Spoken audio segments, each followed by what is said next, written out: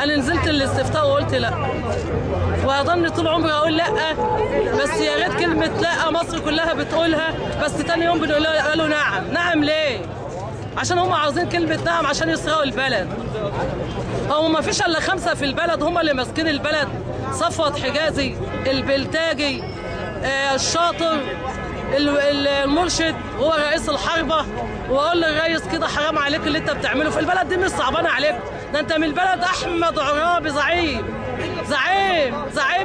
يعني مش شرقيه، لما نزل زعيم الامه، لما نزل قدام عرابي قصر عابدين وقال لقد خلقنا الله احرارا ولست عبيد ولا نستعبد بعد اليوم.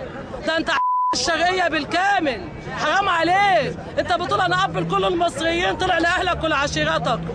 واحذر من صفوت حجازي، عصام سلطان اللي كل شويه من قناه لقناه عامل زي ضحك على الشعب وقال لك ده انا معاكم في الثوره، وهو عميل للامريكان كلهم لقطر. احنا ما بنبيعش مصر يا عم القرضاوي ب 20 مليار، احنا ناكلها بالعيش والملح وما يخشش عندنا. احنا اللي علمنا الانجليزي العربي، الانجليز لما نزلوا مصر ما عرفوش يعلمونا انجليزي، احنا اللي علمناهم عربي.